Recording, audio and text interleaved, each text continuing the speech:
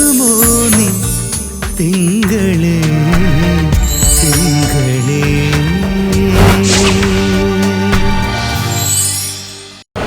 ഇല്ല, ഞാനൊരു തെറ്റും ചെയ്തിട്ടില്ല. എന്നെ കുറ്റവാളിയാക്കരുത്. നിയമവും നീതി സമാധാനവും ആഗ്രഹിക്കുന്ന ഒരു പോലീസ് ഓഫീസറാ ഞാൻ. ഇങ്ങനൊരു കൃത്യം ഇല്ല, ഞാൻ ഒരിക്കലും ചെയ്യില്ല. എനിക്കതിന്റെ ആവശ്യമില്ല. നിങ്ങൾ വെറും നിഗമനങ്ങളുടെ പേരിൽ എന്നെ വെറുതെ പ്രതിയാക്കി മുദ്ര കുത്തരുത്. Please please please.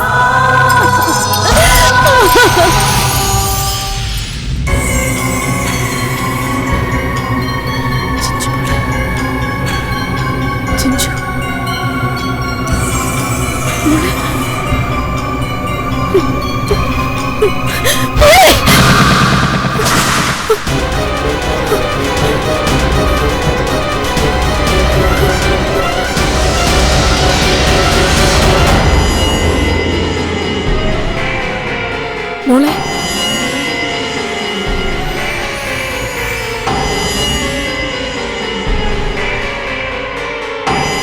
ബാലെ, എന്റെ മോള്, എന്റെ മോള്.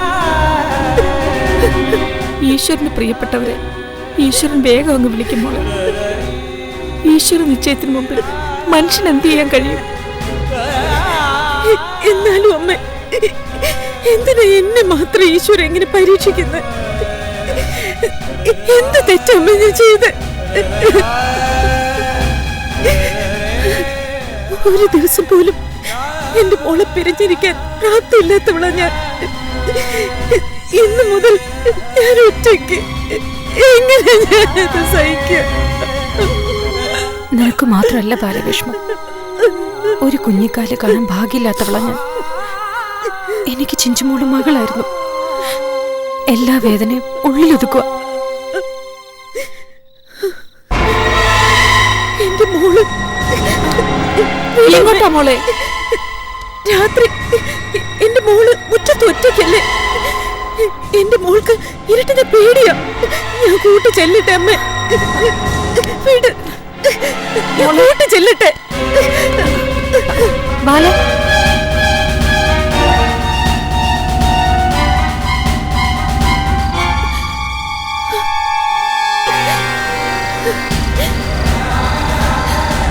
അയ്യോ മോളെ, മോളെ,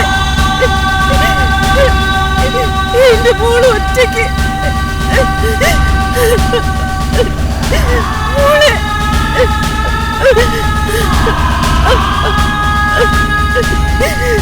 മോളെ, എന്റെ മോളെ, എന്റെ മോള് ഒറ്റയ്ക്ക് കിടക്ക്. അമ്മയ്ക്ക് സഹിക്കണില്ല മോളെ. ബാല, മോളെ, നീ അകത്തേക്ക് വാ. ഇല്ല, എന്റെ മോളെ ഇവിടെ തനിച്ചാക്കിയിട്ട് എനിക്ക് എങ്ങനെ അകത്ത് വന്ന് ഉറങ്ങാൻ പറ്റും? ബാലെ, മോൾ ഒറ്റയ്ക്കല്ല, ഈശ്വരനുണ്ടവൾക്ക് കൂട്ടും. വാ ബാലെ. ഇല്ല, ഞാനാ പ്രസവിച്ചത്, ഞാനാ വളർത്തിയത്. എന്റെ സ്വപ്നമായിരുന്നു എന്റെ മോള്. പഠിച്ചു മിടുക്കിയായി, വലിയ പെണ്ണായി, ജോലിയൊക്കെ വാങ്ങി അമ്മ പൊന്നുപോലെ നോക്കുന്നു എന്നും പറയായിരുന്നു എന്റെ മോള്. ഇപ്പൊ പോയത് എങ്ങനെയാ ഞാൻ സഹിക്കുക അമ്മ? എനിക്കൊരു പനി വന്ന പോലും അമ്മ എന്തുമാത്രം വിഷമിക്കാറുണ്ട്. അമ്മയ്ക്ക് ചിന്തിക്കാലോ പെറ്റ തള്ളയുടെ വേദന. വാ മോളെ, അകത്തേക്ക് വാ.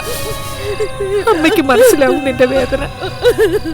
ആശ്വസിപ്പിക്കാനല്ലാതെ അമ്മയ്ക്ക് എന്ത് ചെയ്യാൻ കഴിയും? അമ്മയുടെ പ്രാണം കൊടുത്ത നിന്റെ ചിഞ്ചുമോളെ തിരികെ കിട്ടുമെങ്കിൽ ഈ നിമിഷം അമ്മ അത് ചെയ്തേനെ.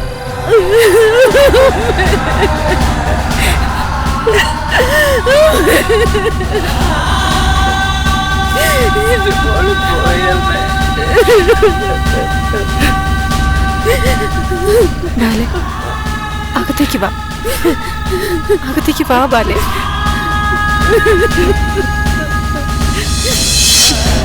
വാ ബാലെ. ചേച്ചി ഇങ്ങോട്ട് വന്നേ മോളെ. പറയുന്നൊന്നനുസരിക്കണേ. കാണുമേ, നീ ഇങ്ങോട്ട് വന്നേ.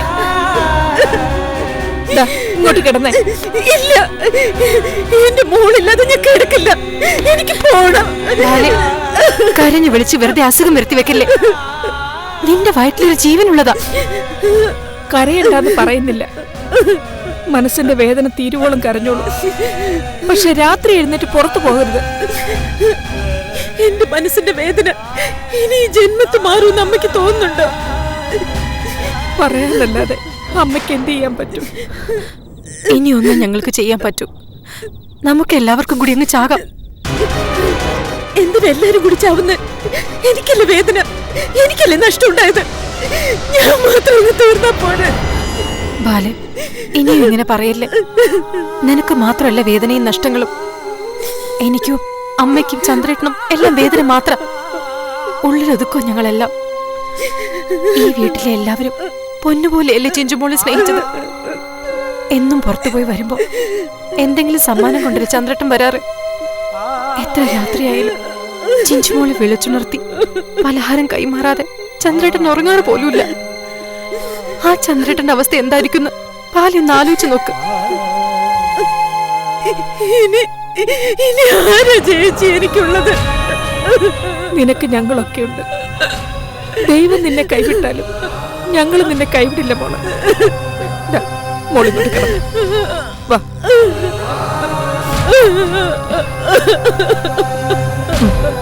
കിടക്കും മോളെ.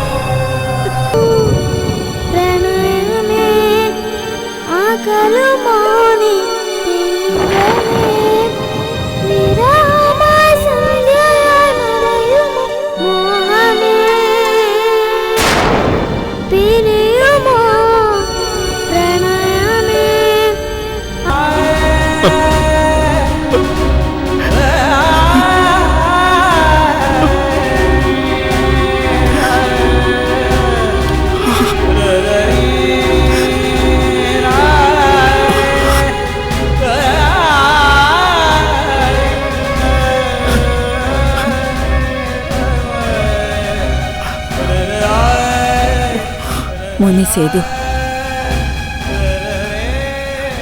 ദൈവം തന്നതിനെ ദൈവം തന്നെ തിരിച്ചു വിളിച്ചു എന്ന് കരുതി സമാധാനിക്കും മോനെ. ഇങ്ങനെ ഒരു ദുരന്തം നമ്മുടെ കുട്ടിക്ക് ഉണ്ടാവുമെന്ന് ഒരിക്കലും കരുതിയില്ല.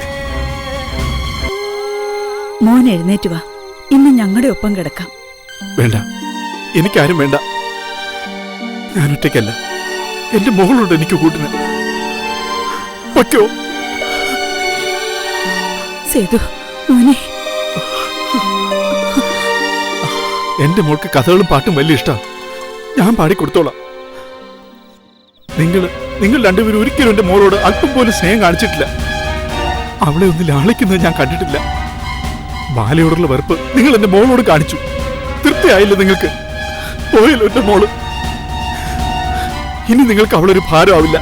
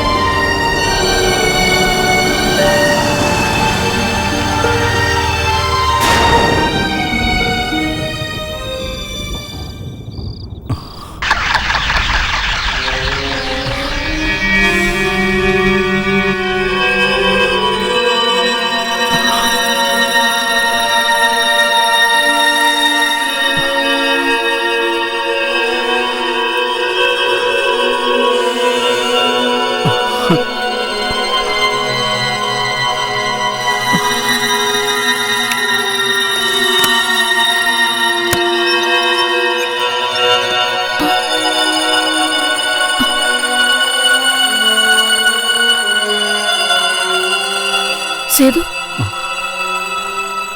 സേതു എന്താ ഈ നേരത്ത്?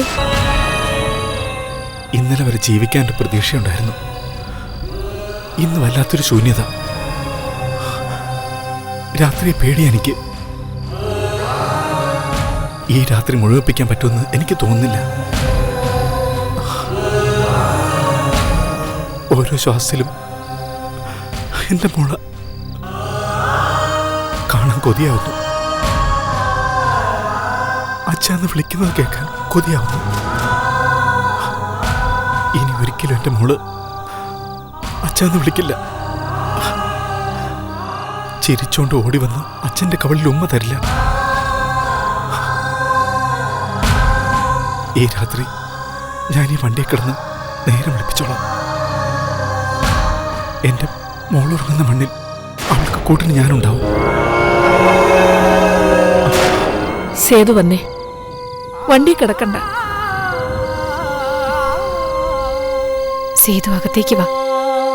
സേതുവിനെ പോലെ തന്നെ ബാലയും കരഞ്ഞ് തളർന്ന് കിടക്കുക. ആശ്വസിപ്പിക്കാൻ വാക്കുകളില്ലാതെ ഞങ്ങൾ ഇരുട്ടിൽ തപ്പുക.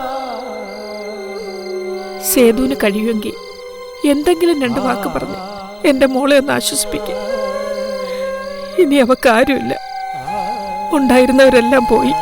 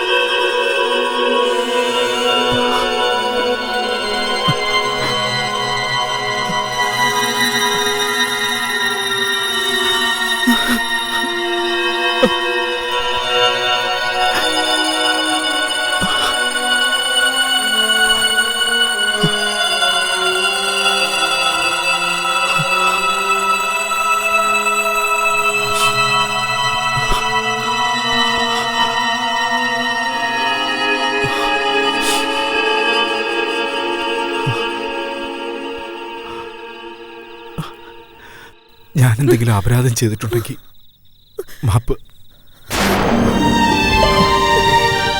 ബാലയ്ക്കറിയോ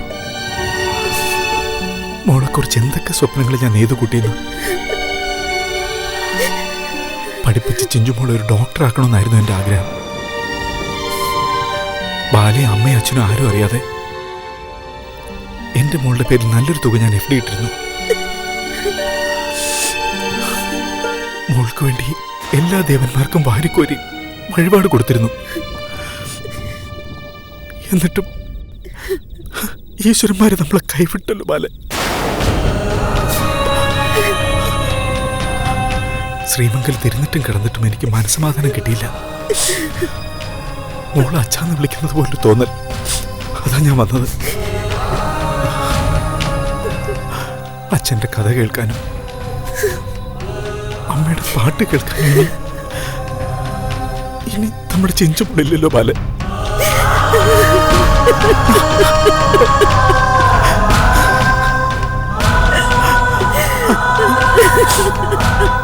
എന്റെ മോളെ പ്രസവിച്ച് പൊന്നുപോലെ ഇത്രയും നാൾ വളർത്തിയവളാ നീ.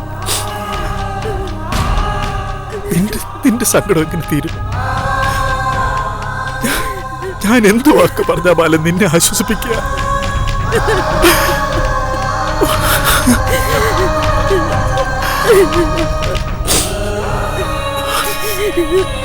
നമ്മൾ തമ്മിൽ പിരിഞ്ഞെങ്കിലും നമ്മുടെ ഇടയിൽ നമ്മുടെ മോളുണ്ടായിരുന്നത് എന്തൊരാശ്വാസമായിരുന്നു അല്ലേ ബാലെ?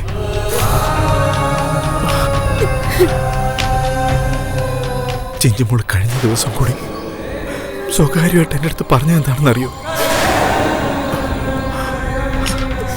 ചിഞ്ചുമോളൊന്ന് വലുതായിക്കോട്ടെ. അപ്പോ അച്ഛനെ അമ്മയും ബലമായി പിടിച്ചു കെട്ടി വീണ്ടും താലി കെട്ടിക്കൊന്ന്. ചിഞ്ചുമോളെ കൊന്നത് ആരാന്ന് വെച്ചാ അയാളെ കണ്ടെത്തുകയാ വേണ്ടത്. ചിഞ്ചുമോളെ, ഞാൻ വിളിക്കട്ടെ? എന്തായി കാണിക്കുന്നേ? ചിഞ്ചുമോളെ, ബാലേ, നിനക്കെന്താ പറ്റിയത്? ഞാൻ വിളിച്ച എന്റെ മോള് വരും. നിനക്ക് കാണണോ? ശ്രീമംഗലത്തെ സേതുശേഖരൻ തമ്പി താഴത്തെ വീട്ടിലെ ബാലാമണിയും തമ്മില് ഈ നിമിഷം ഒരു ബന്ധമില്ല.